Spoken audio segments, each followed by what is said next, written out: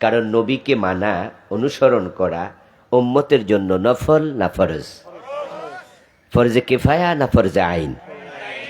নবীকে অনুসরণ করা ম্যান্ডেটরি। এটা এতটাই আবশ্যক যে এর সাথে আপনার জান্নাত পাওয়া না পাওয়া জড়িত। তিনি আমাদের আইডল, মডেল, আইকন, ওসওয়া, কদুয়া, নামুজাস। তিনি আদর্শ।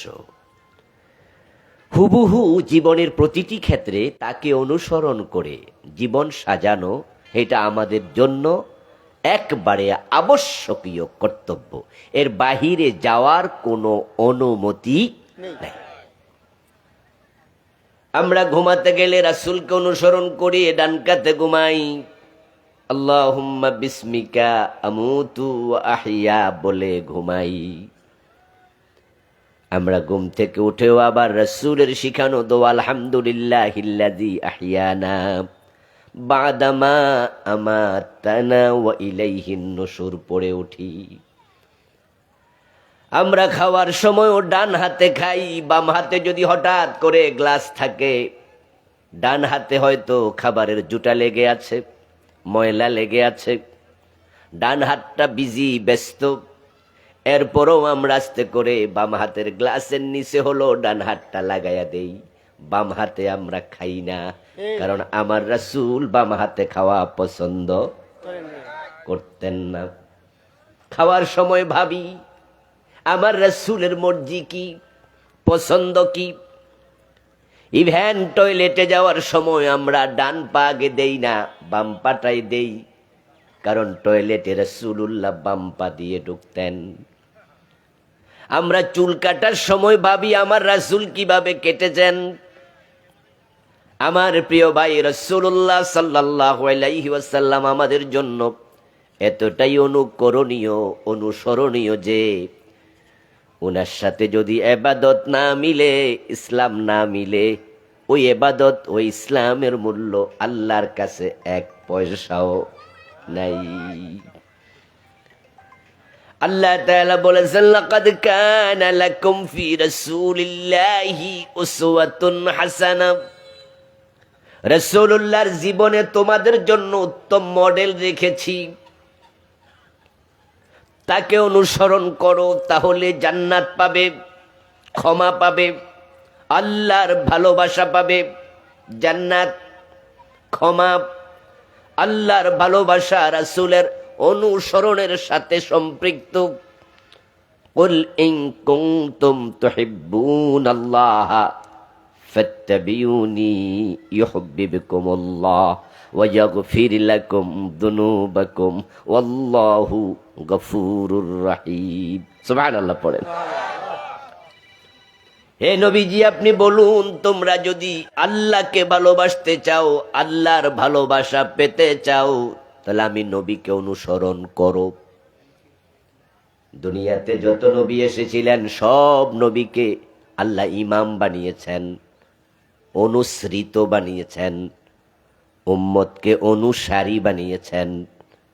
এই জন্য নবীরা সেই অর্ডার করেছে, ওয়াত্তাকুল্লাহ ওয়াতিউন, আল্লাহকে ভয় করো আর আমি নবীর অনুসরণ করো।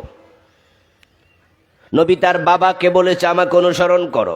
ইব্রাহিম আলাইহিস সালাম বলেছে, ও বাবা আজর আমাকে মানো। সব নবী তাদের সিনিয়র পার্সন যারা ওই সমাজে ছিলেন তাদেরকে বলেছেন আমাকে মানো। বয়সে ছোট, কিন্তু নবী হওয়ার কারণে তিনি আদর্শ। নবী হলো উম্মতের জন্য মডেল। এখন উম্মত যদি নিজেকে নবীর আদর্শের বাহিরে নিয়ে যায়, এটা জান্নাতি উম্মত থাকে না। আর অধিকাংশ মানুষ এমনই হবে যারা উম্মত দাবি করবে, কিন্তু নবী মুহাম্মদকে জীবনের সব জায়গায় মডেল বানাতে রাজি হবে না। উম্মত হলে জান্নাত নয়, বরং উম্মতের মাঝে জাহান্নামীর সংখ্যাই বেশি। প্রিয় নবীজি বলেছেন আমার উম্মত হবে ৭৩ দল, তার মাঝে জান্নাতি হবে মাত্র ১ দল, আর বাকি ৭২ দল উম্মত হওয়ার পরেও জাহান্নামী। তাফতারিকু উম্মতি আলা 73 মিল্লাহ কুল্লুহুম ফিন নারি ইল্লা ওয়াহিদা। একদল জান্নাতি আর বাকি 72 দল উম্মত দাবি করার পরে জাহান্নামী। তারা কারা? জান্নাতি যারা হবে তারা কারা? প্রিয় নবী অন্য হাদিসে বলছেন, কুল্লু উম্মতি ইয়াদখুলুনাল জান্নাতা ইল্লা মান আবা। আমার সব উম্মত জান্নাতি হবে, তবে অস্বীকারী নয়। যারা অস্বীকারী তারা জান্নাতি হবে না। ক্বালু ইয়া রাসূলুল্লাহ মান হুয়া। প্রশ্ন করা হলো, ইয়া রাসূল, সে কে যে অস্বীকারী হবে? ক্বালা মান আতাআনি দাখালাল জান্নাতা ওয়া মান আসানি ফাকাদ আবা। রাসূলুল্লাহ জবাব দেন, যে আমি নবীকে অনুসরণ করে জীবন চালাবে সেই শুধু জান্নাতি হবে, আর যে আমি নবীকে অনুসরণ করবে না সে উম্মত দাবি করবে কিন্তু কপালে জান্নাত নাই। আজকের মাহফিলে যারা আসছেন জান্নাতে যাওয়ার চিন্তা আছে তো নাকি? সেজন্যই তো আমরা আসছি। আমার বন্ধু, জান্নাত যেতে চাইলে পাওয়া যায় না। যদি জান্নাত চাইলে জান্নাত পাওয়া যেত, হিন্দুরাও পেত। আপনাদের টাঙ্গাইলে গেলে শহরের মাঝে এমন অনেক দোকান পাবেন যে দোকানদার নিজের বাবা মরে গেছে, মরা বাবার ছবি টানাইয়া সুন্দর করে ছবির মাঝে লিখছে স্বর্গীয় সত্যেন্দ্র নারায়ণ দাস, স্বর্গীয় শ্যামল দত্ত বাবু। এরকম লেখা দেখছেন কিনা? স্বর্গীয় মানে কি? জান্নাতে যাবে না, গেছে গা। তাহলে হেরা কত শখ, আমরা যাব, আর হেরা কয় আমাদের দাদা অলরেডি যাওয়ার শখ আছে, তাই স্বর্গীয় লিখে বসে আছে। স্বর্গ আর জান্নাত জিনিস কিন্তু একটাই। আরবিতে বলে জান্নাত, সংস্কৃতিতে বলে স্বর্গ, বাংলায় বলে বাগান, ইংরেজিতে হেভেন, ফার্সিতে বলে বেহেশত। আবু বকর জান্নাতি, হযরত ওমর বেহেশতি, দুইজন দুই দেশে। শব্দের পার্থক্য আর কিছু নয়। স্বর্গীয় মানে জান্নাতি। কোন হিন্দু স্বর্গে যায়নি। শব্দের পার্থক্য আর কিছু নয়। হিন্দুরাও জান্নাতে যেতে চায়। যেমন বাংলা ভাষার শব্দের মাঝে পার্থক্য আছে, মাজমুনে, উদ্দেশ্যে পার্থক্য নাই। জিনিস একটা। কেউ বলে লাউ, কেউ বলে কদু, কেউ বলে বউ, কেউ বলে বধূ, কেউ বলে আনন্দ, কেউ বলে পূর্তি। তারা বলেছে ভাস্কর্য, আমরা আলেমরা বলছি সেটাই হলো মূর্তি। ঠিক না? যদিও তারা আমাদের কথা মানে নাই, মূর্তি বানাইছে। শাহজালালের বাংলাকে মূর্তির বাংলায় রূপান্তরিত করতে চেয়েছে। হবে না, আলহামদুলিল্লাহ, সঠিক। আল্লাহ এটা করতে দেন নাই। সব মূর্তি ভেঙ্গে মাটিতে নুইয়ে দেওয়া হয়েছে, গলায় রশি লাগিয়ে টেনে ফেলে দেওয়া হয়েছে, ওই ভাস্কর্য মূর্তির মাথায় প্রস্রাব করা হয়েছে। শাহজালালের বাংলায় মূর্তি হবে না, এটা আল্লাহ সহ্য করবে না। এই ঘটনা আল্লাহ ঘটাই দিস, আল্লাহ ঘটাই দিস। হযরত শাহজালাল রাহিমাহুল্লাহ শিরকের বিরুদ্ধে জিহাদ করার জন্য ইয়ামান থেকে তলোয়ার হাতে নিয়ে এসেছিলেন। গৌরগোবিন্দের বিরুদ্ধে তিনি তলোয়ার হাতে নিয়ে দাঁড়িয়েছিলেন। ওই শাহজালালের বাংলায় মূর্তি ঢুকাবা, এটা হবে না। তারা শুধু রাস্তার মোড়ে মোড়ে মূর্তি বসায় নাই। 2024-এ যে পাঠ্যপুস্তক বানাইছে, মাদ্রাসার বইয়ের ভিতরও তারা মন্দিরের ছবি ঢুকাইছে। মাদ্রাসা দাখিল পর্যায়ের বইতে দোতারার ছবি, সেতারার ছবি, হাফ প্যান্ট পরা মাইয়ার ছবি, বইয়ের ভিতরে মূর্তির ছবি, মন্দিরের ছবি ঢুকাইছে। এবার 2024 এই দেশটার ইসলাম নিয়ে তারা দারুণ ষড়যন্ত্র করেছিল। ইসলামকে তারা জবে করার জন্য প্রস্তুতি নিয়েছিল। কিন্তু শাহজালালের বাংলার ইসলাম শিকড়টা কলা গাছের শিকড় নয় যে টান দিলে উপরে যাবে, এটা বট গাছের শিকড়। উল্টাইতে গেলে নিজের ডালা পড়ে মাথা ভাঙবে। সেটাই হয়েছে। ওরা 560টা মডেল মসজিদ বানাইয়া আমাদের বাংলাদেশের মুসলমানদেরকে ধোঁকা দিচ্ছিল যে আমরা তো ইসলামের পক্ষে। এই যে আমরা মসজিদ বানাইছি, আপনাদের কাছে এসে বলবে আমরা ইসলামের পক্ষ শক্তি, মসজিদ বানাইছি। আর ইন্ডিয়ায় যে পাঠ্যপুস্তকগুলো ছাপাইছে, দেশের বই কিন্তু এদেশে ছাপায় না, ইন্ডিয়াতে ছাপায়। মাদ্রাসার বইতে মন্দির ঢুকাইয়া দিছে। আমার প্রশ্ন, স্কুলের বইতে মসজিদের ছবি থাকবে, কারণ সেখানে মুসলমান পড়ে। মন্দিরের ছবি থাকবে, স্কুলে হিন্দুও পড়ে। ফেগোডার ছবি থাকবে, সেখানে বৌদ্ধ পড়ে। গির্জার ছবি থাকবে, সেখানে খ্রিস্টান পড়ে। আমাদের কোনো আপত্তি নাই, কিন্তু মাদ্রাসায় হিন্দু কয়জন পড়ে? তো এখানে মন্দির ঢুকলো কেন?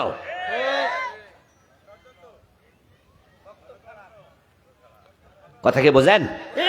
মাদ্রাসায় তো হিন্দু নাই, এখানে মন্দির কেন আসলো?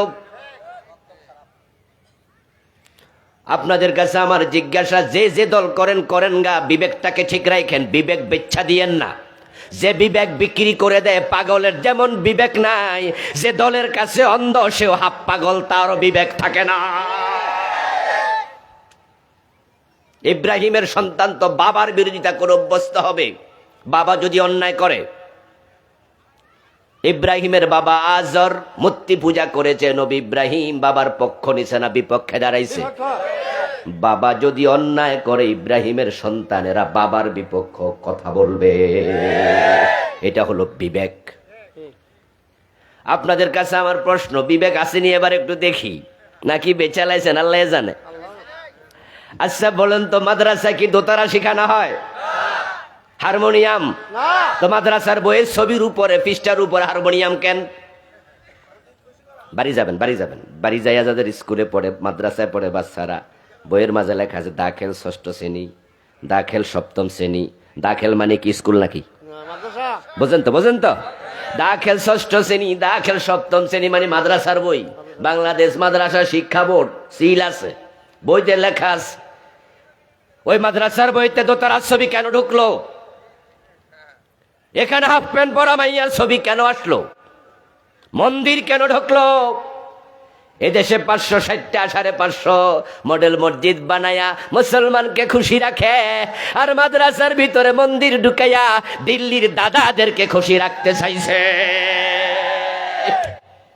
দুদিল বান্দা কলমাসুর, না পায় শ্মশান না পায় গোর, দিন থাকিতে আসো ফিরে সাইরা দেও ভণ্ডামি।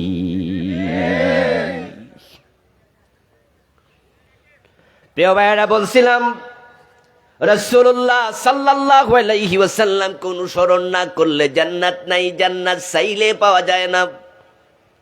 ওই হিন্দু মিয়াও লিখছে, স্বর্গীয় সত্যেন্দ্র নারায়ণ দাস, স্বর্গে যায়নি তো, স্বর্গে যাওয়া এত সহজ নয়। আল্লাহর জান্নাত পাওয়ার জন্য, স্বর্গ পাওয়ার জন্য নবীকে অনুসরণ করিতেই হইবে, এর কোনো বিকল্প নেই।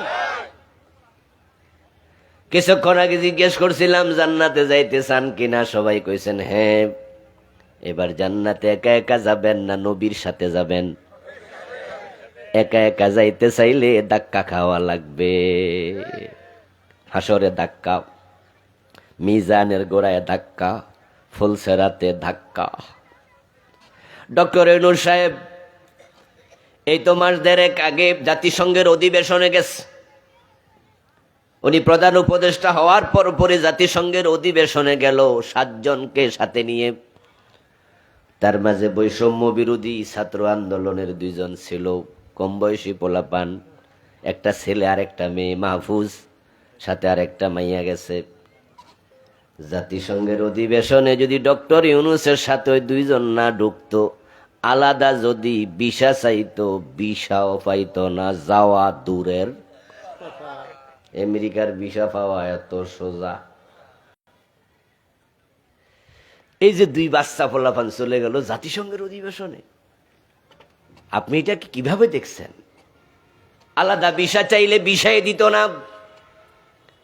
আমি আমেরিকায় 3 বার গিয়েছি, আমার 10 বছরের ভিসা আছে। স্যারও হয়তো অনেকবার গেছেন চাকরি, ওনারা তো সরকারি বড় আমলা, ওখানে ওনারা ভিসা ইজিলি পাইছে, সরকারি ভিসা তো। কিন্তু আমরা গেলে শুধু মান রাব্বু কমা দিনুকা সারা সবই জিগায়। মানে ওখানে এমবেসি ফেস করতে গেলে কি পরিমাণ যে আগে কাগজপত্র দেয়া লাগে, বাচ্চা কয়টা, মা কেডা, বাপ কেডা, 14 গোষ্ঠী। পারলে মানরাব্বু কেউ জিগাইতো, শুধু মুনকার নকিরের দায়িত্ব ফায়না বিদায়ীরা জিগায় না, এত জটিল। ওই আমেরিকার ভিসা পাওয়া এত কঠিন, কিন্তু এই দুই পোলাপান ঢুকলো কেমনে? ওদের কেরামতি না ডক্টর ইউনূসের সফর সঙ্গী? কেরামতি কোনটা? ইউনূস যদি আলাদা যাইতো, হেরা আলাদা যাইতো? আমেরিকার ভিসা পাওয়ার সোজা না জান্নাত পাওয়ার সোজা? এবার তুলনা দেন। আস্তাগফিরুল্লাহ। দেখি বুঝে কিনা পাবে। আমেরিকার ভিসা কঠিন, কিন্তু বাংলাদেশের লাখ লাখ লোক ভিসা পেয়ে যায়। আল্লাহর জান্নাত যদি আল্লাহ না দেয়, আল্লাহর নবীরাও পাবে না, নবীরাও না। এটা যে কত টাফ, কত কঠিন আপনি কল্পনা করতে পারবেন না। হাদিস পড়লে বোঝা যায়।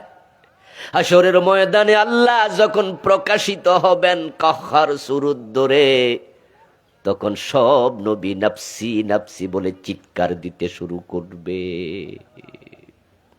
নাফসি নাফসি নাফসি, আমার কি উপায়, আমার কি উপায়, আমার কি উপায়। ইয়াউমা ইয়াফিরুল মারউ মিন আখিহি ওয়া উম্মিহি ওয়া আবিহি ওয়া সাহিবাতিহি ওয়া বানিহি। ছেলে দেখলে মা দৌড় মারবে, বাবা দেখলে ছেলে পালাইয়া যাবে, ভাই দেখলে ভাই পালিয়ে যাবে, স্বামী দেখলে স্ত্রী পালিয়ে যাবে। মানুষ এত ব্যস্ত থাকবে নিজেকে নিয়া, নবী উম্মত চিনবে না, উম্মত নবী চিনবে না, শুধু সবাই হতাশ, নফসি নফসি নফসি। একদিন রাসূলুল্লাহ সাল্লাল্লাহু আলাইহি ওয়াসাল্লাম সাহাবায়ে কেরামের কাছে নসিহত করতে গিয়ে বলছেন, আমল করো, কিন্তু তোমরা মনে রেখো কারো আমল জান্নাত পাওয়ার জন্য যথেষ্ট হবে না। লান ইউনজি আহাদাম মিনকুম আমালুহু, সহিহ বুখারীর riwayat, তোমাদের কারো নিজের আমল তাকে জাহান্নাম থেকে মুক্তি দেবে না।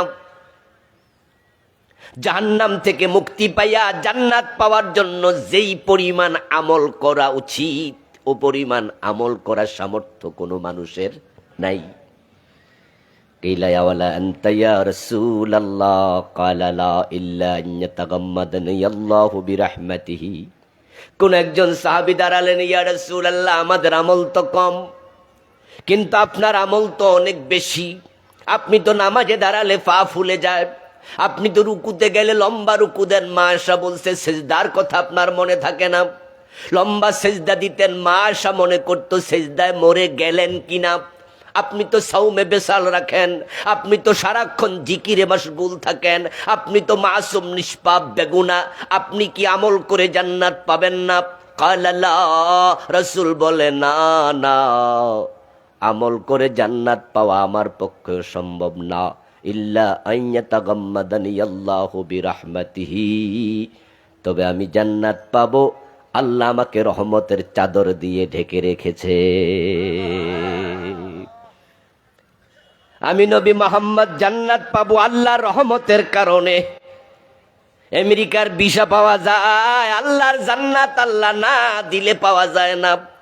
এখন ওই জান্নাতে একা একা যেতে চান না রাসূলের সঙ্গী হয়ে? তাহলে ইজি হবে, সহজ হবে। কারণ বিয়ের দিন যখন দুলার সাথে সিএনজিওয়ালা যায়, ট্রাকওয়ালা যায়, মাইক্রোবাসের ড্রাইভার যায়, যদি ভিআইপি কোনো কমিউনিটি সেন্টারে আয়োজন হয়, সেদিন কিন্তু মাইক্রো ড্রাইভারও দুলার সাথে একই রকমের রুমে ঢোকে খাবার খায়। অথচ ওই মাইক্রোওয়ালারে দাওয়াত দিছে কেডা? আপনাদের এলাকায় যায় না? মাইক্রোওয়ালা যায় না, সিএনজিওয়ালা যায় তো। কিন্তু আপনারা 120 জন গেছেন, তার মাঝে 2-4-5 জন বেশি হয়েছে। যারা আয়োজন করছে ওরা কি সিএনজিওয়ালারা বাইর করে দেয়? কারণ আজকে দুলার লগে আইছে। এক একটা কমিউনিটি সেন্টারে এমন খাবার আয়োজন হয়, প্রতি মাথা পিছে 5,000 টাকা বাজেট, 100 জনের জন্য 5 লাখ টাকা বাজেট। যে রিক্সাওয়ালা, ঠেলাওয়ালা, সিএনজিওয়ালা, মাইক্রোওয়ালা গেছে, হেরও তো 5,000 বাজেট, কিন্তু হেরে দাওয়াতটা দিছে কেডা? আজকে সে বেন্দা বিনা দাওয়াতি, কিন্তু সাথে গেছে দুলার, তাই সেও আজকে ফ্রি খায়। নবী মোহাম্মদের সাথে যদি আল্লাহ জান্নাত দেয়, তাহলে সহজে জান্নাত মিলে যায়। এখন রাসূলের সাথে জান্নাত কারা পাবে? ক্বালা রাসূলুল্লাহি সাল্লাল্লাহু আলাইহি ওয়াসাল্লাম, মান আহাব্বা সুন্নতি ফাকাদ আহাব্বানি ওয়া মান আহাব্বানি কানা মাই ফিল জান্নাহ। প্রিয় নবীজি বলছেন যে আমার সুন্নাহকে ভালোবাসে, লালন করে, আমি নবীর জীবন আচার, আমার জীবন চরিত্র ফলো করে জীবন সাজাবে, সে আমি নবীকে মহাব্বত করে তার প্রমাণ দিতে পারবে। আর যে আমার জীবন আচার ফলো করে জীবন সাজায়া আমার ভালোবাসার প্রমাণ দেবে, কানা মাই ফিল জান্নাহ, সে জান্নাতে আমার সাথে ঢুকবে। আল্লাহর নবীর সাথে জান্নাতে যেতে হলে নবীকে অনুসরণ করুন। এখন রাসূল দুনিয়ায় কেন আসছে সেটা না জানলে রাসূলের জীবনের লক্ষ্যের সাথে আপনার জীবনের লক্ষ্য মিলাবেন কেমনে? এজন্য জানা আগে না মানা আগে? জানা আগে। তাই আগে জানুন রাসূল কেন এসেছেন। রাসূলুল্লাহর জীবনের লক্ষ্য যেটা, উম্মত হিসাবে আমাদের জীবনের লক্ষ্য হবে সেটা। রাসূল যা করেছেন আমরা তাই করব। রাসূল সাল্লাল্লাহু আলাইহি সাল্লাম যা বলেছেন আমরা তাই বলবো। রাসূল সাল্লাল্লাহু আলাইহি সাল্লাম যখন যেভাবে করেছেন আমরা তখন সেভাবে করব। রাসূলের সাথে উম্মতের আমল মিলতেই হবে, মিলবে না আল্লাহ ফেলে দেবে। মাগরিবের নামাজের ফরজ কয় রাকাত? 3 রাকাত।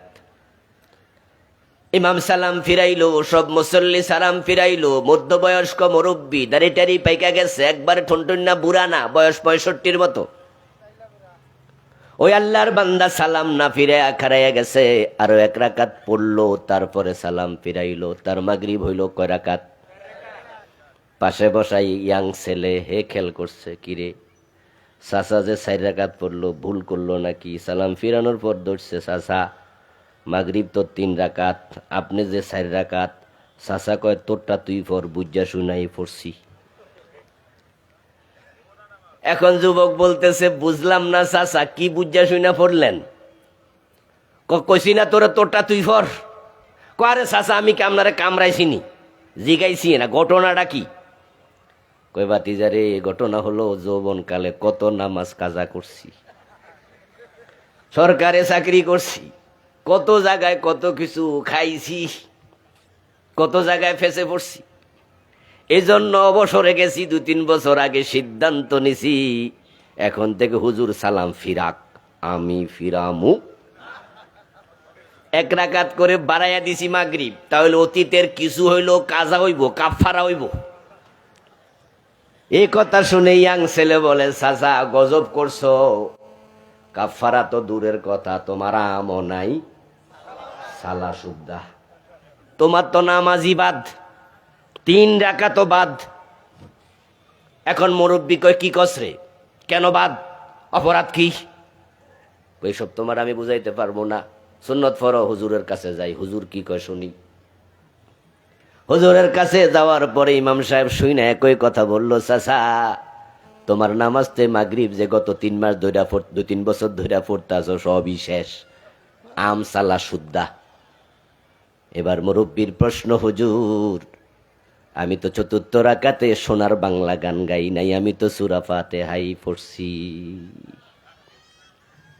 তা আপনারা না ওয়াজ করেন কোরআন পড়লে প্রতি অক্ষরে 10 নেকি, তা আমার অপরাধ ডাকে, আমি সূরা ফাতিহা পড়ি নাই।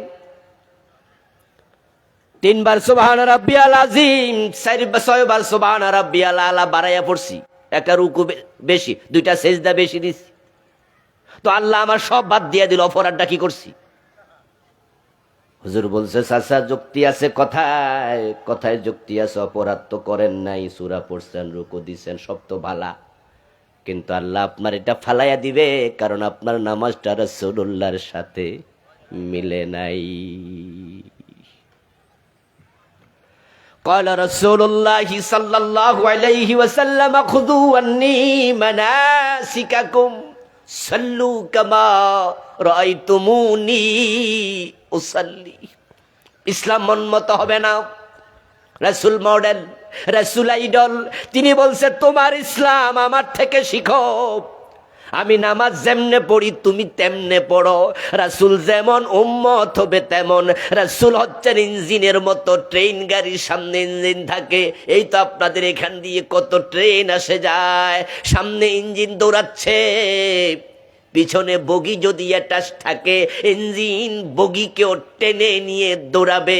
ইঞ্জিন যাবে যেখানে বগি যাবে সেখানে, কিন্তু যদি জোড়াটা ছুটে যায় ইঞ্জিন চলে যাবে, বগি পড়ে থাকবে। নবী মুহাম্মদ দিনের বিজয়ের জন্য এসেছে। সূরা সফের ৯ নম্বর আয়াতে আল্লাহ বলে আমি দিনের বিজয়ের জন্য নবী পাঠাইছি। তিনি ২৩টা বছর দিন বিজয়ের জন্য দৌড়াইছে, আর আপনি উম্মত হইয়া দিন বিজয়ের চিন্তা মাথায় আনেন নাই। নবীর জীবনের লক্ষ্যের সাথে আপনার লক্ষ্য মিলে নাই। আপনি বিচ্যুত বগি, বিচ্যুত ডাব্বা।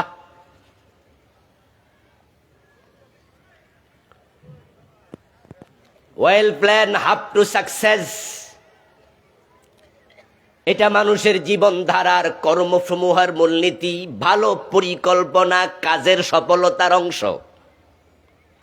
এই জন্য যত কাজ যত দামি, ওই কাজ করতে যতটা চিন্তা করতে হয়, ওই কাজের বাস্তবায়নের পরিকল্পনা চিন্তা করা লাগে আরো বেশি। তাই 10তলা বিল্ডিংটা যারা কাজ করে বানায়, যারা মাটি খোঁড়ে, যারা ইট আনে, বালি আনে, পাথর আনে, এগুলো চিন্তা লাগে না, এগুলো গায়ের শক্তি লাগে। কিন্তু যে বেটা ডিজাইন আঁকছে, কোন জায়গায় কয় সুতি রড লাগবে, কোন জায়গায় কি ফিলার হবে, ওই বেটার চিন্তা শক্তি অনেক শক্ত হওয়া লাগে, না হয় 10তলা বিল্ডিং মাথার উপরে ভেঙে পড়তে হবে।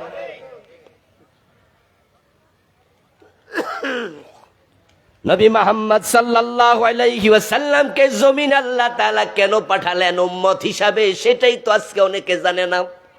এই ওয়াজ তো অনেকে শুনে নাই। আরে নামাজের ওয়াজ শুনছি, রোজার ওয়াজ, যাকাতের ওয়াজ, হজের ওয়াজ, পর্দার ওয়াজ, হালাল হারাম খাওয়ার ওয়াজ, এগুলো শুনতে শুনতে আলেম হয়ে গেছে। কিন্তু বাংলাদেশে নবী আসলো কেন, সেই ওয়াজ তো কমে গেছে। যার কারণে তো ৯২% মুসলমানের বাংলাদেশে নামাজ রোজা আছে, হজ যাকাতও আছে, মসজিদ মাদ্রাসাও আছে, কিন্তু ইসলামটা নাই। সংসদ ভবন ইসলাম নাই, সংসদ ইসলাম দিয়ে চলে না, গণভবন ইসলাম দিয়ে চলে না, বঙ্গভবন চলে না, সচিবালয় চলে না, মন্ত্রণালয় চলে না, অর্থনীতি, সমাজনীতি, রাজনীতি, স্বরাষ্ট্রনীতি, শিক্ষানীতি, সংস্কৃতি নীতি কোনোটাই চলে না। অথচ নবী মুহাম্মদ তো ইসলাম দিয়া 10 বছর মদিনা চালাইছে। ফারুক আজম ওমর রাদিয়াল্লাহু তাআলা আনহু ইসলাম দিয়া অর্ধ পৃথিবী চালাইছে। অর্ধ পৃথিবী করেছে শাসন, ধুলার তখ্তে বসে, খেজুর পাতার প্রাসাদ তোমার বারে বারে গেছে খসে।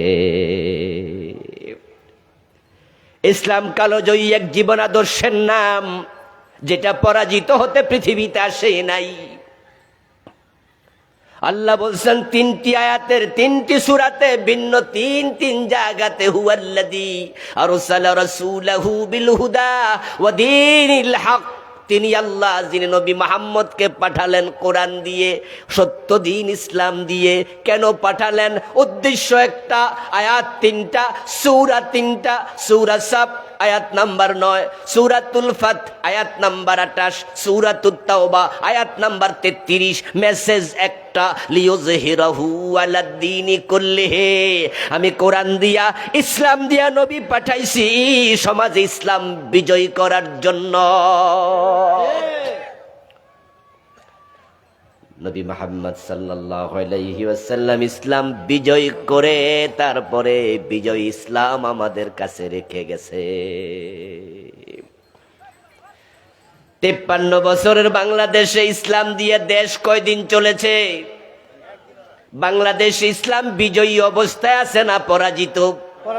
জোরে বলেন। তা আপনারা কি করছেন? রাসূলুল্লাহ মাত্র ১.৫ লাখ সাহাবীকে নিয়ে ইসলাম বিজয় করে দিল। মক্কায় 13 বছর, মদিনায় 10 বছর, 23 বছর ইসলাম বিজয়ী হয়ে গেল। দেশ স্বাধীন হলো, 53 বছর গেল। মানুষ আছে 16 কোটি মুসলমান। ইসলাম কেন পরাজিত থাকবে? ইসলাম পরাজিত থাকায় প্রমাণ করে বাংলার মুসলমান নিজের মূল দায়িত্ব থেকে গাফেল হয়ে গেছে। আসল দায়িত্ব ভুলে গেছে। قال رسول الله صلى الله عليه وسلم الإسلام يعلو ولا يعلى। প্রিয় নবীজি বলেন ইসলাম এসেছে, এই ভাই ফ্যানটা আমার দিকে দিয়েন তো একটু আগে। ইসলাম এসেছে বিজয়ী হওয়ার জন্য। ওয়ালা ইউলা, ইসলাম পরাজিত হতে আসে নাই। আমার প্রিয় বন্ধু, রাসূলুল্লাহ সাল্লাল্লাহু আলাইহি সাল্লাম একাই ইসলাম বিজয় করেন নাই। অতীতে যত নবী পৃথিবীতে ছিল সব নবী বিজয়ী হয়েছে, পরাজিত হয় নাই। ফেরাউন পানিতে ডুবে মরেছে, নবী মূসা বিজয়ী হয়ে গেছে। আল্লাহ মশা ঢুকাইয়া নাকের ভিতর দিয়া জুতার বাড়ি খাওয়াইয়া নমরুদকে পৃথিবী থেকে তাড়াইছে, নবী ইব্রাহিম বিজয়ী হয়েছে। বদরের যুদ্ধ আবু জেহেল জাহান্নামে চলে গেছে, নবী মুহাম্মদ বিজয়ী হয়েছে। ইসলাম বিজয়ী হতে এসেছে। কানাত বানু ইসরাঈলা তাসুসুহুমুল আম্বিয়া। নবী মুহাম্মদ বলেছেন, সহিহ বুখারীর হাদিস, বনি ইসরাইলের নবীরা সবাই সমাজে রাষ্ট্রে নেতৃত্ব দিয়েছে। সুলাইমান নবী রাজা ছিলেন, উনার বাবা দাউদ আলাইহিস সালামও রাজা ছিলেন। তালুত জালুতকে হত্যা করে বিজয় হয়েছে। আল্লাহ তাআলা যত নবী যত রাসূল পৃথিবীতে পাঠিয়েছেন সবাই দিন বিজয়ের কাজ করেছে। অধিকাংশ বিজয়ী অবস্থায় রেখে মারা গেছে। আবার অনেক নবী মাজলুম হয়ে শহীদ হয়েছে, কিন্তু দিন বিজয়ের রাস্তা থেকে চুল পরিমাণ সরে নাই। كانت بنو إسرائيل تسوسهم الأنبياء ساسا يسوسو تسوسو সাসা ইয়াসুসু মানে নেতৃত্ব দেয়া। রাসূলুল্লাহ বলছেন বনি ইসরাইলের নবীরা সবাই ছিল নেতা। এখন মসজিদের ইমামদের অবস্থা কি? আমরা যারা নবীর ওয়ারিস দাবি করি, আমরা সমাজের নেতা নাকি সমাজে নেতাদের চাকর? আসলে অবস্থাটা কি? আপনি মসজিদের খতিব, আপনি মুসল্লি চালান, আর আপনাকে সমাজের গোশখোর সুদখোররা সভাপতি হইয়া চালায়। হুজুর হক কথা বললে হুজুরের চাকরিটা 3 দিনে খতম হয়ে যায়। এবং এমন আলেমও আছে যাদেরকে মসজিদ থেকে বেজ্জতি করে গত 15 বছরে তাড়াইছে। 1700 মসজিদ বাংলাদেশে ইমামকে বেজ্জতি করে তাড়াইয়া দিস, পুলিশ দিয়া ধরাইয়া দিস, মামলার আসামি বানাইস। হক কথা বলার কোনো পরিবেশে ছিল না। অথচ আমরা নবীর ওয়ারিস, আমরা দিন বিজয়ের পক্ষের সৈনিক। আমরা কেন সুদখোর অফিসারের পিছনে দৌড়াবো, ঘোষখোর সভাপতির পিছনে দৌড়াবো? আমাদের বেতনের জন্য তাদের কাছে ধর্ণা কেন দিতে হবে? ইসলাম যখন বিজয় হয়ে যাবে তখন মসজিদের বেতন আর ব্যক্তি দেবে না, ব্যক্তির কাছে ধর্ণা দিতে হবে না, রাষ্ট্র বেতন দেবে। তখন বাঘের মতো গর্জন দিয়া, সিংহের মতো হুঙ্কার দিয়া, পর্বতের শৃঙ্গের মতো মাথা উঁচু করে মসজিদের মিম্বারে হক কথা বলার পরিবেশ ফিরে আসবে।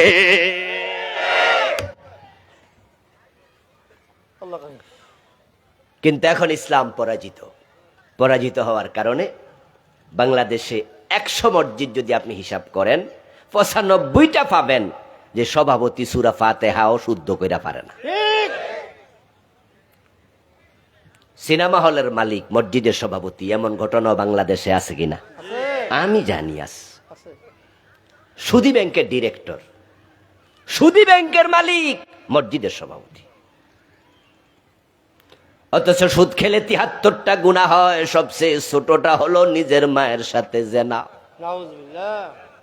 মায়ের সাথে জেনা করছে যে লোক, সে মসজিদের সভাপতি হয় কেমনে? কিন্তু কি করবেন, কিছু করার নাই, তারা তো এলাকার নেতা, তাদের কথার বাহিরতে কেউ কথা বলে না। কে মসজিদের সভাপতি সেক্রেটারি হবে? মসজিদের ইমামের পরামর্শ নিছে কোন দিন? আমরা আর জিগাইনি। এই যে আমরা মসজিদের খতিব আছি, ইমাম আছি, কে সভাপতি হবে, কে সেক্রেটারি হবে, আপনার সাথে কে পরামর্শ করছে? আপনার 2 টাকা দামও তো দেয় না, মিটিং এ রাখে না, জিজ্ঞাসা করে না, বরং তাদের করুণার উপর আপনার চাকরি ডিপেন্ড করে। ইসলাম বিজয়ের কাজ যখন মানুষ ছেড়ে দিয়েছে, তখন মসজিদে নামাজটা নফল হয়ে গেছে। অথচ 5 ওয়াক্ত নামাজ নফল না ফরজ?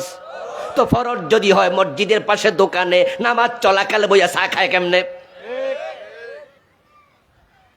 নামাজ যদি ফরজ হয়, মসজিদের পাশের চা দোকানে নামাজ চলাকালে টেলিভিশনের নাটক সিনেমা চলে কেমনে?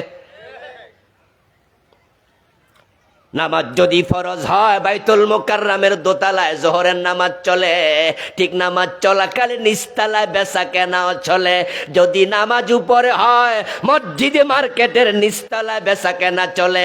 যারা নামাজে আসলো না, তাদের কাছে নামাজ ফরজ হইল কেমনে? নামাজ ঠিক তখনই ফরজ হবে সবার কাছে, যখন আজানের সাথে সাথে দোকান বন্ধ করার আইন তৈরি হবে। নামাজে আসবে না, দৌড়ে জেলে ঢুকাইয়া দিতে হবে, ওই দোকানে তালা লাগাই দিতে হবে, লাইসেন্স ক্যান্সেল করে দিতে হবে।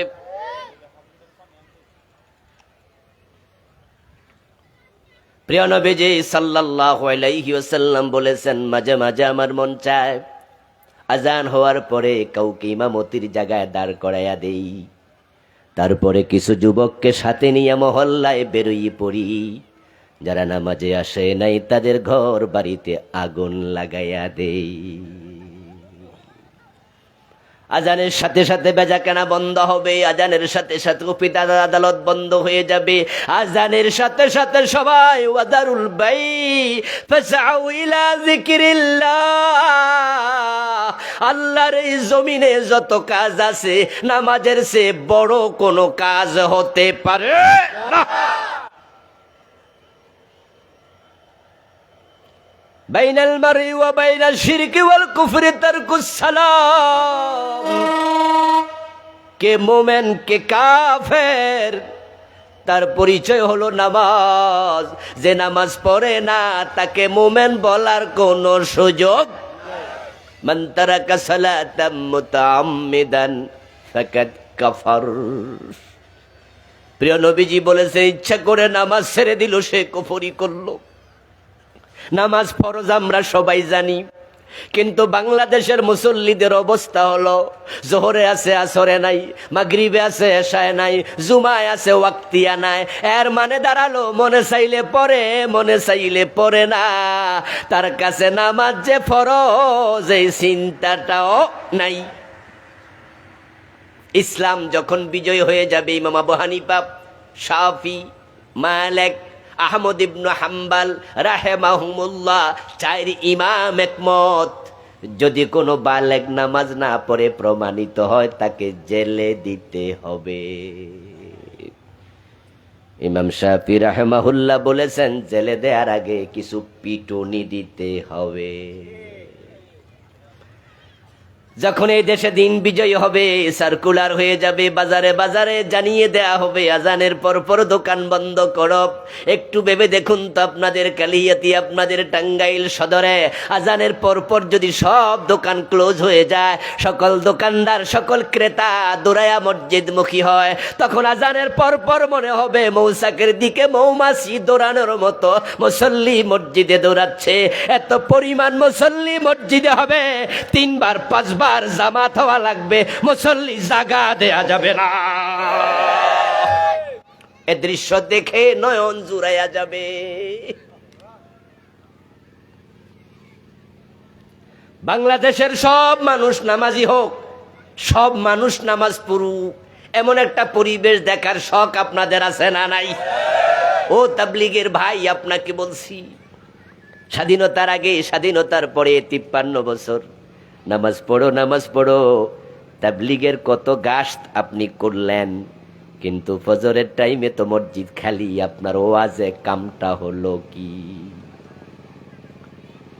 পীর সাহেব হুজুর বলে নামাজ পড়ো, মাদ্রাসার আলেম ওলামারা বলে নামাজ পড়ো, মসজিদের ইমাম বলে নামাজ পড়ো, মাহফিলে এসে বক্তা বলে নামাজ পড়ো, ফজরের টাইমে 1.5 কাতার 2 কাতার 1 কাতার হাফ কাতার, এমন মসজিদও আছে মুসল্লি 3 জন, এমন মসজিদও আছে ইমাম আর মুয়াজ্জিন ছাড়া একজনও নাই।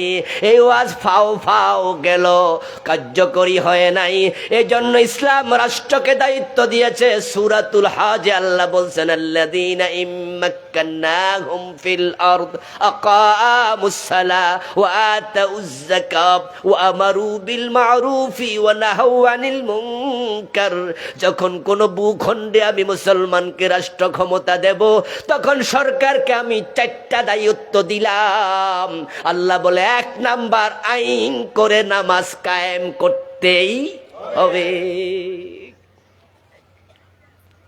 তাবলীগ ভাইদের কাজে, পীর সাহেবদের কাজে, ওয়াজ নসিহতের কাজে নামাজটা বেঁচে আছে, কিন্তু মসজিদমুখী মানুষ হয়নি।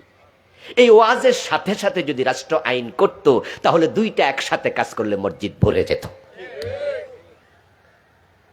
আমাদের দেশের পীর বুজুর্গ আলমাই হজরত, তাবলীগের ভাইয়েরা সুদের বিরুদ্ধে কত ওয়াজ করলো। সুদ হারাম, এটা এই দেশে কে জানে না? কে জানে না? কিন্তু আপনারা বলুন তো একটু আওয়াজ করে, সুদ কি কমেছে না দিন দিন বাড়ছে? প্রতি বছর এমন কোন বছর যায় না যে বছর 2টা 3টা 5টা সুদী ব্যাংক অনুমতি পায় না। এক সময় সুদের টাকা আনতে হলে আপনি ব্যাংকে যাওয়ার পরে মর্গেজ দিতে হতো, জায়গা জমিন এটা সেটা কত কিছু। কিন্তু এখন মুক্তবাজার অর্থনীতিতে অবস্থা এমন পর্যায়ে গেছে, এমন কিছু ছোট ছোট ব্যাংকের মতো অর্থনৈতিক প্রতিষ্ঠান গড়ে উঠছে, যারা কোনো মর্গেজও নেয় না, বউ গেল দিয়া দেয়, মহিলা খুঁজা খুঁজা সুদ দেয়। এমন আছে না নাই? আগে পুরুষ খুঁজতে, বেড়ি খোঁজে। কই যে পুরুষের ঋণ দিলে হেবেটা ফলাই যেতে পারে, মহিলারে দিলে যাইব কই? যাওয়ার জায়গা অত নাই, এজন্য হেরে দাও। এই যে সুদ দিন দিন বেড়ে গেল, এখানে আপনারা যারা আছেন একটু হাত তোলা দিবেন, তবে বুঝা শুনা দিয়েন, সুদের পক্ষে কে কে আছেন? নাই, সবাই বিপক্ষে। সুদ তো বন্ধ হবে তখন যখন অর্থনীতি মন্ত্রী যিনি আছে, অর্থনীতির মন্ত্রী আমাদের, তিনি সংসদে দাঁড়ায় স্পিকারকে লিখবে, মাননীয় স্পিকার, সুদ খেলে 73 গুনাহ, সবচেয়ে ছোটটা আপন মায়ের সাথে জেনা, সবচেয়ে বড়টা আল্লাহ রাসূলের সাথে যুদ্ধ, এমন সুদ মুসলমানের দেশে চলবে না, আমি এটা বন্ধের প্রস্তাব করছি। আর সংবিধান আইন তখনই হবে যখন স্পিকার বলবে কে কে আছেন হা বলুন। 151 জন নেতা, 201 জন এমপি হা বলবে, তখনই সুদ বন্ধের আইন হবে। সুদ বন্ধ করতে হলে আল্লাহর দ্বীনের বিজয় দরকার আছে না নাই? তো দিন বিজয়ের জন্য কি ভূমিকা রাখলেন? রাসূলুল্লাহ সাল্লাল্লাহু আলাইহি ওয়াসাল্লামকে আল্লাহ দিন বিজয়ের দায়িত্ব দিয়ে পাঠালেন। মক্কায় 13 বছর চেষ্টা করলেন, কিন্তু পারলেন না। কারণ মক্কার সংসদ ভবনে আবু জেহেলরা প্রিয় নবীজিকে কোরআন নিয়ে ঢুকতে দেয় নাই। রাসূলুল্লাহ সাল্লাল্লাহু আলাইহি ওয়াসাল্লাম আল্লাহর ইশারায় মক্কা থেকে হিজরত করে মদিনায় রওনা দিলেন। হিজরতের পথে 3 দিন একটি গুহার মাঝে আত্মগোপনে থাকলেন। ওই গুহা থেকে বের হয়ে একজন লোক ঠিক করলেন, কারণ তিনি মদিনার রাস্তা চেনেন না। তিনি ওট টানতে টানতে সামনে রওনা দিলেন। পেটে লাগলো ক্ষুধা, খাবেন কি? খাবার তো নাই। এক রাখালকে অনুরোধ করে কিছু ছাগলের দুধ পান করলেন। তারপর প্রিয় নবীজি ধীরে ধীরে মদিনায় যাচ্ছেন। কোথায় গিয়ে উঠবেন জানেন না, কার বাড়ির মেহমান হবেন জানা নাই, খাবেন কি সেটাও জানেন না, কাপড় চেঞ্জ করে পরবেন, এক্সট্রা কাপড়ও দেহে নাই। দিনহীন নবী মুহাম্মদ আবু বকর সিদ্দিক সঙ্গী চলছে মদিনার পানে, আর মনে মনে ভাবছে মদিনায় গিয়ে যদি দেখি মদিনার সংসদে আরেক আবু জেহেল বসে আছে লাঠি লইয়া, আমারে ঢুকতে না দেয়, হিজরত করে লাভটা কি? আল্লাহ তো আমাকে দিন বিজয়ের দায়িত্ব দিয়ে দুনিয়ায় পাঠালো, মক্কায় তো পারলাম না, 13টি বছর চলে গেল। এখন মদিনায় গিয়ে যদি পরিবেশ না পাই তাহলে লাভটা কি হবে হিজরত করে? মানুষের মনের খবর সবচেয়ে বেশি জানেন কে? মাশাআল্লাহ, আবার বলেন কে বেশি জানেন? আমার আল্লাহ জিবরিলকে পাঠায়া দিল কোরআনের আয়াত নিয়ে, যাও যাও যাও আমার নবীকে বলো, আমার নবী যেন রাষ্ট্র ক্ষমতা আমি আল্লাহর কাছে চাইয়া দোয়া করে। وقل ربي ادخلني مدخل صدق واخرجني مخرج صدق واجعل لي من لدنك سلطانا نصيرا। আয়াত নাজিল হলো, ও নবী আপনি আমি আল্লাহর কাছে বলেন, আল্লাহ আমার রাষ্ট্র ক্ষমতা দিয়ে সাহায্য করো। এই কোরআনের আয়াতটা এখনো কোরআন শরীফে আসেনি? আছে? তো রাষ্ট্র ক্ষমতা রাসূলকে চাওয়ার জন্য আদেশ করেছেন কে? রাসূল আল্লাহর কাছে কি এই আদেশের জন্য বাস্তবায়নের জন্য দোয়া করে নাই? যদি রাসূল রাষ্ট্র ক্ষমতা চায়, এখন রাসূলের উত্তরসূরি আমরা আলেমেরা ক্ষমতার ওয়াজ করলে আপনারা খোঁটা দেন, হুজুররা গদির লোভ করে।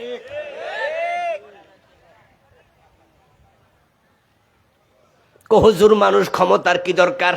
হুজুরদের আবার রাজনীতি করতে হবে কেন? এবং এমন কিছু আলেম পর্যন্ত আছে যাদের আচরণে আমরা সত্যি কষ্ট পাই। তারা বড় বড় আলেম হওয়ার পরও কেমনেই কথা বলে। তারা নির্ধারিত দলের নাম নিয়ে কয় অমক অমক দল ক্ষমতার রাজনীতি করে, ওরা শুধু গদি চায়। আমার নবী বলছে, ওয়াজআলনি মিন লাদুনকা সুলতানান নাসীরা, ও আল্লাহ আমাকে রাষ্ট্র ক্ষমতা দাও, রাষ্ট্র ক্ষমতা দাও। ও দোস্ত, রাষ্ট্র ক্ষমতায় যদি কোরআন না যায়, ইসলাম না যায়, তাহলে চোর ধরে হাত কেমনে কাটবেন? চোর ধরে হাত কাটা ব্যক্তির কাজ না রাষ্ট্রের কাজ? চোর ধরে হাত কাটা নফল না ফরজ? কোরআনে এই আদেশ আছে না নাই? 53 বছরে ফরজ মানছেন কয়দিন? এ বিষয়ে আপনার ওয়াজ কই? নামাজের ওয়াজ করলেন, রোজার ওয়াজ করলেন, হজের ওয়াজ করলেন, যাকাতের ওয়াজ করলেন, চোর ধরে হাত কাটা ফরজ, এই ওয়াজটা কই? পীর সাহেব হুজুর বড় চালাক, বক্তা হুজুর বড় চালাক, খতিব সাহেব বড় চালাক। তিনি জানে নামাজের কথা বললে জেলে যাওয়া লাগে না, রোজার ওয়াজ করলে চাকরি যায় না, হজের ওয়াজ করলে মুরিদ কমে না, কিন্তু চোর ধরে হাত কাটার ওয়াজ করলে সমাজে যত চোর নেতা আছে সবাই খেপে যাবে। ওই হুজুরকে চাকরিও যাবে, জেলেও যাওয়া লাগতে পারে।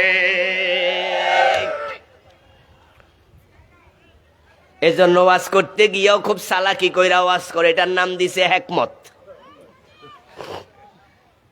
এটার কি নাম দিছে? এবং দলিল দিব, উদউ ইলা সাবিলি রাব্বিকা বিল হিকমাতি ওয়াল মাউইজাতিল হাসানা। আল্লাহ তো কইছে হিকমতে দাওয়াত দিও। যদি আমি চোর ধরে হাত কাটতে হবে এই ওয়াজ জুমার দিন করি, তো আমার মসজিদের সভাপতি তো গম চোর আছে না? বিভিন্ন জায়গায় মসজিদের সভাপতি, চেয়ারম্যান, মেম্বার আসেনি? আর এই দেশে চেয়ারম্যান মেম্বার হইয়া গম চুরি করে নাই এমন পাবেন আপনি শতে কয়জন? যেই দেশে বাড়ির ফিয়ন নাকি 400 কোটি টাকার মালিক। কি গোপন কথা কি আমরা কইছি না নেত্রী কইছে? নেত্রী নিজে কইছে উনার ফিয়ন 400 কোটি টাকার মালিক। আমাদের জানতে বড় শখ হয়, যদি ফিয়ন 400 কোটি টাকার মালিক হয়, বাড়িওয়ালা কত কোটি টাকার মালিক? পত্রিকায় দেখলাম এসালম গ্রুপ ইসলামী ব্যাংকের 18টি শাখা থেকে 80,000 কোটি টাকা বিদেশে পাচার করছে। 80,000 কোটি। ও দোস্ত, আচ্ছা ইসলামী ব্যাংকের মাঝে রিক্সাওয়ালার অ্যাকাউন্ট আছে না নাই? আরে ভিক্ষুকের অ্যাকাউন্টও আছে। ফকির ভিক্ষা কইরা টাকা জমা, স্বপ্ন দেখে মেয়েটা বিয়ে দেবে, 500 কইরা মাসে জমা, এই সব টাকা সে বিদেশ নিয়ে গেল। আপনাদের বিবেকের কাছে আমার প্রশ্ন, ৮০,০০০ কোটি টাকা যারা একটি ব্যাংক থেকে 18 শাখায় লুট করেছে, এক্সিম ব্যাংক আছে, আরাফা আছে, SIBL আছে, আরো কত ব্যাংক আছে, ওখান থেকে হাজার হাজার কোটি টাকা লুট করে বিদেশ নিয়ে গেল, একা একাই নিল না সাথে অন্যদেরও হাত আছে? উপরওয়ালাদের হাত নাই? এখন যদি চোর ধরে হাত কাটার কথা বলেন, তাহলে কিছু নেতার চেহারা কালো হয়ে যায়। আপনাদের মাঝে অনেকে আছে কয়, হুজুররা আবার এসব হাত কাটার কথা বলে কেন? যদি চোর ধরে হাতে কেটে দেন তাহলে চোর ভাত খাবে কি দিয়ে? কি মানব দরদি! চোর ভাত খাবে কি দিয়ে টেনশন করে। আর দেশটা যে রাতের বেলায় দরজা খুলে ঘুমানোর পরিবেশ নাই, নিজের টাকা পকেটে নিয়ে চলার পরিবেশ নাই, ব্যাংকে রাখা টাকার নিরাপত্তা নাই, সম্পদ হাতছাড়া হয়ে যায়। দেশে 5%, 10%, 20% লোক চোর হতে পারে, 80% লোক এখনো চুরি ডাকাতি করে না, তারা কর্ম করে খায়, রিক্সা চালায়া খায়, চুরি করে না। ওই 80%, 90%, 10% চোরের কারণে অস্থির। দেহের মাঝে বিস্ফোট হলে পরে যেমন বিস্ফোট কেটে ফেলা হয়, দেহের মাঝে ক্যান্সার হলে দেহ যেমন ক্যান্সার অঙ্গ কেটে ফেলা হয়, এই চোর ডাকাত হাত কেটে দাও, দেশটা সুস্থ হয়ে যাবে।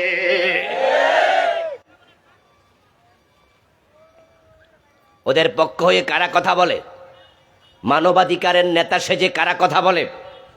আমরা কি বুঝি না? তারাই তো কথা বলে যারা আয়নার সামনে দাঁড়ালে আয়নার ভিতরে চোর দেখতে পায়।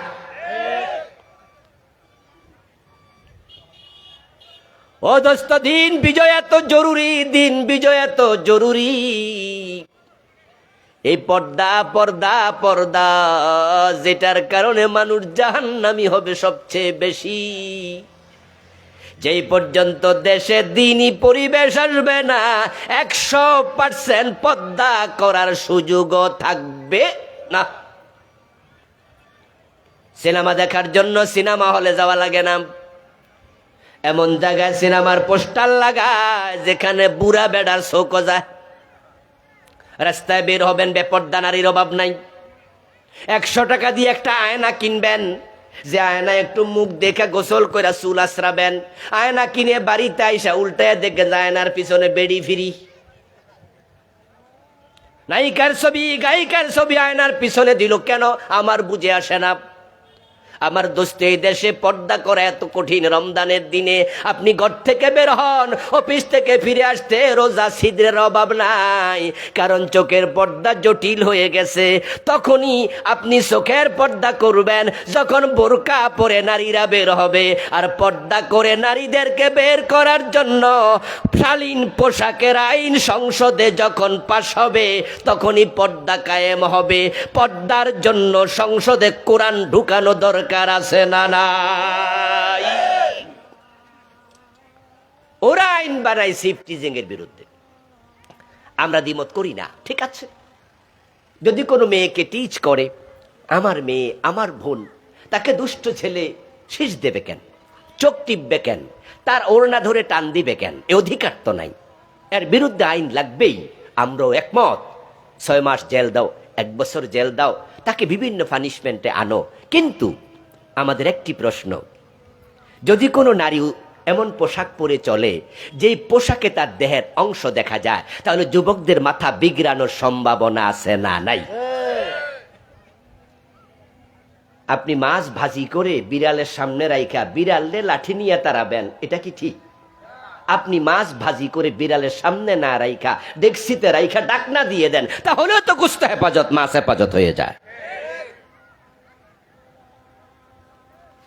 আল্লামা মুফতি আহমদ শফিক রাহেমাহুল্লাহ উনি বলেছিলেন যে মেয়েদের উদ্ভট পোশাক পরে চলাফেরা করা যুবকদেরকে উত্ত্যক্ত করা হয়, কারণ তেঁতুল দেখলে পরে জিভে পানি আসে, এটাই তো নিয়ম।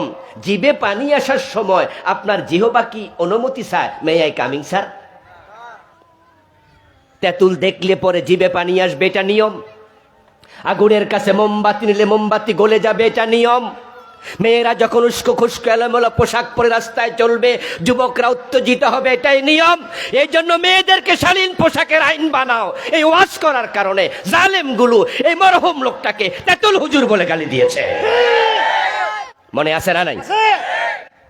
90 বছরের বুড়া মানুষটাকে কি গালিগালাজ করলো, এও করলো। আমার প্রিয় ভাইয়েরা, দিন বিজয়ের পরিবেশ আল্লাহ তাআলা অগাস্ট বিপ্লবের মাধ্যমে আমাদেরকে কিঞ্চিত দিয়েছে। এখন বল আমাদের কোর্টে। 71-এ দেশ স্বাধীন হয়, 72-তে ডক্টর কামাল হোসেনের নেতৃত্বে সংবিধান লিখা হয়। ওই কমিটিতে যখন সংবিধান লিখার প্রস্তাবনাগুলো আসে, তখন আল্লাহর কোরআন তাদের সামনে ছিল, কিন্তু তারা ব্রিটিশ আইনকে ফলো করেছে, আল্লাহর কোরআনের আইনকে ফলো করেনি। তারা সংবিধান তাদের মতো করে সাজালো। আল্লাহ তাআলা বললেন, চোর ধরে হাত কাটো। এই আইনটা তারা যদি ঢুকায় দিতে পারতো, তাহলে চোর ধরে হাত কাটার সংস্কৃতি 6 মাস যদি চালু থাকে, 6 মাসের ব্যবধানে এই দেশে চুরি বন্ধ হয়ে যাবে, দেশ সমৃদ্ধশালী হয়ে যাবে। আরে ভাই, সত্যি আমরা মাহাতির মোহাম্মদের মতো একজন নেতা যদি পেতাম। মালয়েশিয়া স্বাধীন হয়েছে আমাদের মাত্র 10-12 বছর আগে। আমি 2008-এ সম্ভবত মালয়েশিয়া গিয়েছিলাম। তখন গিয়ে আমি এত বেশি পরিমাণ 50 তলা বিল্ডিং সে দেশে দেখেছি। কুয়ালালামপুরে বিল্ডিং গনতে যাই আমি আর গনলাম না, এত 50 তলা বিল্ডিং গনে তো শেষ করা যায় না। টুইন টাওয়ারের পাশে দাঁড়িয়ে তার ছাদ দেখার শখ হলো। একজন বলল, হুজুর টুপি মাথা থেকে হাতে নেন, নয় পড়ে যাবে। এত উঁচু বিল্ডিং তারা বানালো, আর পুরা বাংলাদেশে 50 তলা একটা বিল্ডিং আজ পর্যন্ত দেশ বানাতে পারেনি। মাহাতির পারলে আমরা কেন পারলাম না? মালয়েশিয়ার খবর নেন, গুগলে ঢোকেন। আমাদের যেমন খনিজ পদার্থ নেই, তাদেরও খনিজ পদার্থ নেই, সামান্য সামান্য আছে। স্বর্ণের খনি দিয়ে, রৌপ্য তামার দস্তার খনি দিয়ে মালয়েশিয়া উন্নত হয়নি। সৎ নেতৃত্ব দেশকে এগিয়ে নিয়ে গেছে। সত্যি এটা সোনার বাংলা, আনপ্যারালাল কান্ট্রি। এত আবহাওয়া চমৎকার পৃথিবীতে খুব কম দেশে আছে। আমার প্রিয় ভাইয়েরা, জানি না আমাদের রবীন্দ্রনাথ ঠাকুর আমার সোনার বাংলা এই দেশকে কেন বললেন। হ্যাঁ, তিনিও বিলাতে গিয়েছেন, আপনারা জানেন, শিক্ষিত লোকেরা। রবীন্দ্রনাথ ঠাকুরও বিলেতে পড়েছে, ইউকেতে তিনি ছিলেন। কোন কবি লিখেছে আমি জানি না, এমন দেশটি কোথাও খুঁজে পাবে না কো তুমি, সকল দেশের রানী সেজে আমার জন্মভূমি। ডিএল রায় না? আল্লাহ তাআলা আমাকেও পৃথিবীর অনেকগুলো দেশ দেখার সুযোগ দিয়েছে, ইউরোপ, আমেরিকা সহ। এই অগাস্টের 5 তারিখে আমি আমেরিকায় ছিলাম 22 দিন পর্যন্ত। আমি সেখানে গিয়ে দেখেছি যে এমন 3 মাস 5 মাস আছে যে 3 থেকে 4 মাস 5 মাস পুরা আমেরিকার অসংখ্য অঙ্গরাজ্য বরফে ঢাকা থাকে। ফুল ফসল কিচ্ছু হয় না, গাছে একটা পাতা থাকে না। 5টা মাস 4টা মাস আমেরিকা পুরা বরফের নিচে, ইউকের অধিকাংশ জায়গা বরফের নিচে। টার্কিতে গিয়েছিলাম, গিয়ে দেখি তাদের ঘরগুলো ছাদ ক্রাফট করা। জিজ্ঞাসা করলাম, সব এরকম কেন? বলল, ওই যে 3-4 মাস বরফ থাকে, বরফ গলতে সুবিধা। আমেরিকায় যদি খনিজ পদার্থ আমাদের মতোই হয়, তারা পৃথিবীর সেরা দেশ হয়ে যায় অর্থনৈতিকভাবে। ইউরোপ যদি এগিয়ে যায়, মালয়েশিয়া যদি এগিয়ে যায়, আমরা তো 12 মাস ফসল ফলা। সুবহানাল্লাহ, কি পরিবেশ!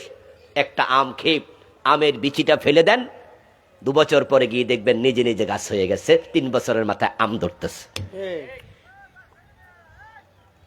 আরে ভাই, পচা লাউ রাস্তায় ফেলে দিয়েছে, ওই লাউয়ের বিচি খেয়েছে কাক, ওই কাক গিয়ে পায়খানা করছে, আর এক রাস্তার মাঝে নিজে নিজে গাছ হয়ে লাউ দৌড়ে বসে আছে। 12 মাস ফসল হয়, 12 মাস ফল হয়।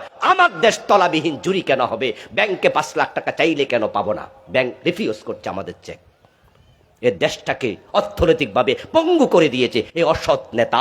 তাদের হাত কাটার আইন জরুরি জরুরি জরুরি, তাহলে দেশ সোনার বাংলা হয়ে যাবে। ডক্টর কামালরা এটা করবে না, কারণ তারা ভোট জুয়া রাজনীতি করে, তারা পেটের রাজনীতি করে। ইসলাম যখন এসেছিল তখন নাম ছিল আইয়ামে জাহিলিয়া। প্রিয়নবীজি মাত্র 23 বছরের ব্যবধানে তিনি বলে গেলেন, এখন আইয়ামে জাহিলিয়া না, আমার যুগের নাম খায়রুল কুরুন, পৃথিবীর সেরা যুগ। শান্তি সমৃদ্ধি সব ইসলামে আছে। ওমরের যুগে আমরা দেখেছি হযরত ওমর অর্ধ দুনিয়ার সম্রাট, গাছতলায় ঘুমায়া থাকতো একা একা, বডিগার্ডের প্রয়োজন আর নাই। হযরত ওমর জেরুজালেম চলে গেলেন, মসজিদে নববীর দেশ মদিনা থেকে 1000 কিলোমিটারের বেশি পথ। সাথে ওট টানার জন্য একজন বৃত্ত চাকর, সাথে এসএসএফ নাই, বিজেপি নাই, র্যাব নাই, পুলিশ নাই, কিচ্ছু নাই। কারণ শান্তি কাকে বলে মানুষ দেখেছে ইসলাম আসার পরে। আর বাংলাদেশে বউ নিয়া সিলেটের এমসি কলেজে ঘুরতে গেছে, স্বামীর হাত থেকে বউ কোরআনিয়া কেড়ে নিয়ে 8 জনে গণধর্ষণ করেছে। আপনার মেয়ে আমার মেয়ে লেখাপড়ার জন্য ভার্সিটিতে যায়, জাহাঙ্গীরনগর বিশ্ববিদ্যালয়ে 100 জন মেয়েকে ধর্ষণ করে সে আবার সেঞ্চুরি পালন করে। কোথায় নিরাপত্তা ইজ্জতের? কোথায় নিরাপত্তা অর্থের? দিনের বিজয় নাই, মসজিদে মুসল্লি নাই। দিনের বিজয় নাই, সুদ ঘোষ রাহাজানি ছিনতাই দর্শনে দেশ ভরে গেছে। দিনের বিজয় নাই, আলেমদের জেলখানায় 13 বছর আল্লামা সাইদিকে কাটাতে হয়েছে। দিনের বিজয় নাই, জুনাইদ বাবু নগরীর মতো একজন বয়োবৃদ্ধ আলেমকে পিটাইয়া 2 হাঁটু অচল করে দিয়েছে। দিনের বিজয় নাই, শাপলা চত্বরে গুলি করে পাখির মতো আলেম হত্যা করেছে। সম্মান, ইজ্জত, সুখ, সমৃদ্ধি দিন বিজয়ের সাথে সম্পৃক্ত। এজন্য আসুন না, আল্লাহর দেয়া সুযোগটা এবার কাজে লাগাই। অগাস্ট বিপ্লবটা আল্লাহ নিজে করে দিয়েছে। পোলাপান যে বাচ্চাগুলো ছিল আমাদের ইউনিভার্সিটি কলেজের ছাত্ররা, আমাদের সন্তানেরা, তারা ছিল ওসিলা, তারা আবাবিল ছিল। ওদেরকে রাস্তায় এবার নামিয়ে দিয়েছে স্বয়ং আল্লাহ। এই সাহস তাদের কলিজে আল্লাহ ঢুকাই দিস, না হয় গুলির মুখে ভাবে মানুষ দাঁড়াতে পারে না।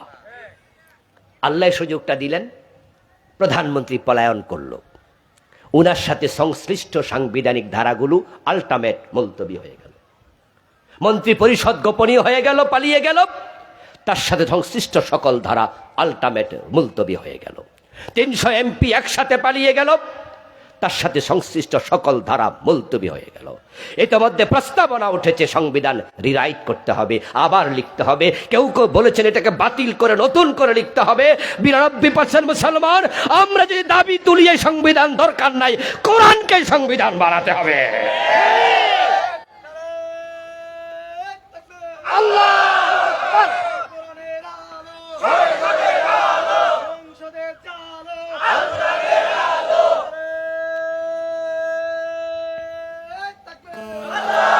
আমার প্রিয় ভাইয়ের, আল্লাহর কোরআনকে সংবিধান বানাইলে লাভ না লস?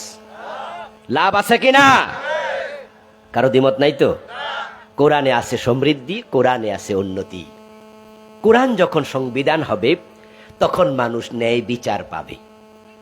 কোরআন যখন সংবিধান হবে মাদক মুক্ত সমাজ পাবে। আজকে তো আমাদের নেতারা বিভিন্ন মাহফিলে মাইক হাতে নিয়ে এমন ভাবে বক্তৃতা দেয়, মনে হয় যেন আল্লাহর জান্নাতি লোক জমিনে নামছে। হুজুর, আমরা মাদকের ব্যাপারে 0 টলারেন্স। আমাদের স্বরাষ্ট্রমন্ত্রী মহোদয় বলেছে মাদকের ব্যাপারে কোনো ছাড় নাই। আমি বলি, দোস্ত, যদি মাদক বিরোধী তোমরা হও তাহলে মাদক নির্মূল অধিদপ্তর না বানাইয়া মাদক নিয়ন্ত্রণ অধিদপ্তর বানাইয়া নিয়ন্ত্রণ কইরা খাওয়ার সুযোগ কারে দিতে চাও? মাদক বিরোধী যে অফিসটা আছে এটার নাম কি নিয়ন্ত্রণ হওয়া দরকার না নির্মূল হওয়া দরকার? কিন্তু ওরা কত চালাক, বানাইছে মাদক নিয়ন্ত্রণ। নিয়ন্ত্রণ মানে কিছু কিছু খাও, রাস্তার মোড়ে খেলে সমস্যা, চা দোকানে মাদক পান করলে সমস্যা, হোটেল শেরাটনে গেলে কোনো সমস্যার নাই, হোটেল রেডিসনেও চলবে, সোনারগাঁতেও চলবে। সেখানে তো সাধারণ মানুষ যেতে পারবে না, ওখানে উনারাই যাবেন যারা আইন পানা, অথবা তাদের ছেলে পুলেরা যাবে। হযরত ওমর তো নিজের ছেলে আবু শাহামাকে 80 বেত্রাঘাত করেছে। ওমরের ছেলের জন্য আলাদা আইন হয় নাই। আজকে যদি একই আইন চালু করা যায়, 80 বেত লাগাতে শুরু করে দাও, 6 মাস প্র্যাকটিস করে দেখো, ওয়ালিয়াশহাদ আযাবাহুমা তাইফাতুম মিনাল মুমিনিন। সূরা নূরে আল্লাহ তাআলা বলছে, শাস্তি দেওয়ার ইসলামে নিয়ম হলো একদল লোকের সামনে শাস্তি দাও, মানুষকে দেখতে দাও কেমনে শাস্তি দেয়া হয়। যে অপরাধী শাস্তি পেয়ে সোজা হয়ে যাবে, যারা অপরাধ করেনি তারা শাস্তি দেখে অপরাধ ছেড়ে দেবে। ভিডিও করে আপলোড করে দাও ইউটিউবে, গুগলে, ফেসবুকে, টেলিভিশনের লাইভ ব্রডকাস্ট করো, পত্রিকায় হেডলাইন করে দাও কেমনে 80 বেত দিচ্ছে। সেটা যদি জাতিকে দেখানো যায়, 6 মাস মাদক সেবীরা তারের মতো সোজা হবে। মাদকের কথা স্মরণ হলে ঠান্ডা পানি খেতে বাধ্য হবে। ঠেলার নাম মায়ের উপরে ঔষধ নাই, যে মায়ের পাগল পর্যন্ত সোজা হইয়া যায়। এই জন্য পাগলা গারদে প্রথম পাগল নিলে আগে ধইরা ফিডায়, তাহলে পাগলেও কথা শুনে বোঝে না, শুনলে আবার মায়ের। শুধু ওয়াজ করলে ইসলাম কায়েম হবে না। যদি তাই হতো নবী মুহাম্মদকে আল্লাহ বলতেন ওয়াজ করেন, চোর ধরে হাত কাটেন, এই কথা আল্লাহ বলতেন না। ওয়াজ করলে যদি মাদক বন্ধ হয়ে যেত, ফারুক আজম ওমর রাদিয়াল্লাহু তাআলা আনহু ওনার ছেলে আবু শাহমাকে 20 মিনিট ওয়াজ করে দিতেন। ওমরের ওয়াজের তাসির কি আমাদের সে কম? কোটি গুণ বেশি। তো পিটাইতে হলো কেন? এজন্যই বোঝা যায় ওয়াজও লাগবে, আইনও লাগবে, আর দুইটা সমন্বয় যখন হবে ইসলাম তখনই বিজয় হবে। রাসূলুল্লাহ হিজরত করলেন, আল্লাহর কাছে দোয়া করলেন, আল্লাহ ইসলামের বিজয় দিল। মদিনায় পৌঁছতে পৌঁছতে লোকজন কান্দে নিয়ে লাফাতে শুরু করলো, তলা আল বদরু আলাইনা বলে চিৎকার দিতে শুরু করলো। মদিনার সংসদে রাসূল কোরআন নিয়ে ঢুকলেন, দিন বিজয় হয়ে গেল। বাংলাদেশে দিনের বিজয়ের জন্য বাংলাদেশের সংসদ ভবনে কোরআন নিয়ে যাওয়া দরকার আছে না? না, সে লক্ষ্যে কাজ করুন। রাসূল দোয়া করলেন ওয়াজআলনি মিন লাদুনকা সুলতানান নাসীরা। আপনি কয়দিন দোয়া করছেন? আপনি নিজেকে প্রশ্ন করুন যে আমার নবী দোয়া করলো আল্লাহ রাষ্ট্র ক্ষমতা দাও, আমি কয়দিন করলাম? এই রাষ্ট্র ক্ষমতা কেন ব্যক্তির জন্য, কোন দলের জন্য না। আমরা কোনো ব্যক্তিকে ক্ষমতায় নিতে চাই না, কোন দলকে ক্ষমতায় নিতে কথা বলি না, আমরা আল্লাহর কোরআনকে ক্ষমতায় নিতে কথা বলি। কোরআন আছে যার কাছে, আমরা আছি তার কাছে। যার সাথে কোরআন নাই তার সাথে আমরাও নাই। এই বিষয়ে যদি ঐক্যমত্য পোষণ করতে পারেন, রাসূলুল্লাহ জীবনের লক্ষ্যের সাথে নিজের জীবনের লক্ষ্য মিলবে, তার সাথে জান্নাত পাবেন। নসেত বিচ্ছিন্ন বগির মতো পিছনে পড়ে থাকবেন, জান্নাত পাওয়া এত সহজ নয়। আল্লাহ তাআলা আমাদের সকলকে দিন বিজয়ের জন্য কাজ করার তৌফিক দান করুন, বলি আমিন। প্রিয় ভাইয়েরা, আমরা সংক্ষেপে দোয়া করে বিদায় নিতে চাই। তার আগে মসজিদ কমিটি আপনাদের কাছে একটু সহযোগিতা চেয়েছেন। এখানে একটা মসজিদের জন্যই মূলত উন্নয়ন কল্পে এ মাহফিলের আয়োজন হয়েছে। 10, 20, 50, 100, 1000, 10,000, 20,000, যে যা পারেন, কিছু ভাই ভিতরে ঢুকবে, তাদেরকে আপনারা